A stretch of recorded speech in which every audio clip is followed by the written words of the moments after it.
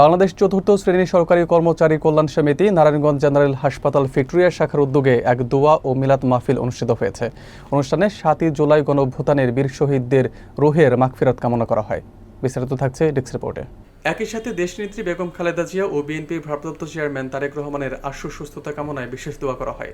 এ সময় হাসপাতালে ভর্তি থাকা রোগীদের মাঝে বিশুদ্ধ পানির বোতল ও সুরক্ষার জন্য মাস্ক বিতরণ করা হয়।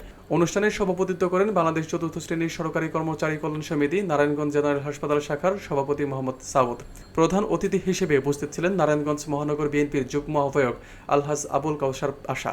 বিশেষ অতিথি হিসেবে উপস্থিত ছিলেন হাসপাতালের আবাসিক মেডিকেল অফিসার ডাক্তার জহিরুল ইসলাম, নারায়ণগঞ্জ মহানগর বিএনপির সাবেক অর্থ সম্পাদক সুজন মাহমুদ, নাসিক ১৪ নং ওয়ার্ড বিএনপির সাধারণ সম্পাদক হাজী মোহাম্মদ শফিউদ্দিন সোহেল, মহানগর বিএনপির সাবেক ক্রীড়া ও সাংস্কৃতিক সম্পাদক মনসুর উদ্দিন পলিন, সদর থানা স্বেচ্ছাসেবক দলের যুগ্ম আহ্বায়ক জাহাঙ্গীর ব্যাপারী ও সাবেক সিনিয়র যুগ্ম আহ্বায়ক নাসির মিয়া। আয়োজকরা জানান, ভবিষ্যতেও এ ধরনের মানবিক ও সামাজিক কার্যক্রম নিয়মিতভাবে চালিয়ে যাওয়ার পরিকল্পনা রয়েছে।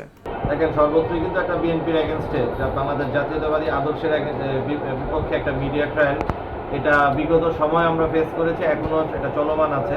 যে কোনো হত্যাকাণ্ড নৃশংসতাকে আমরা এটার প্রতিবাদ জানাই, ঘৃণা জানাই। যে ঘটনা ঘটেছে অত্যন্ত ঘৃণিত। একটা পরিবার যত বড় হয়, পরিবারের সদস্য সংখ্যা যত বেশি হয়, এখানে বিশৃঙ্খলা হওয়ারও সুযোগ থাকে।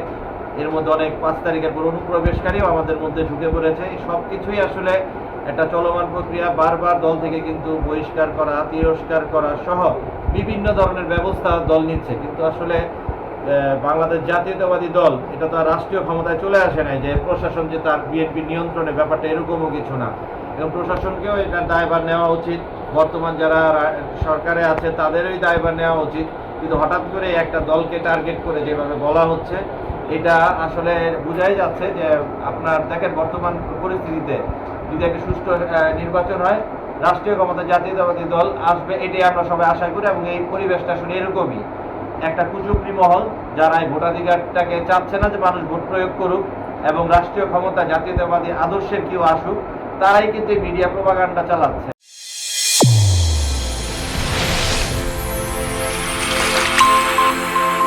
চ্যানেল A1 হৃদয়ের স্পন্দন।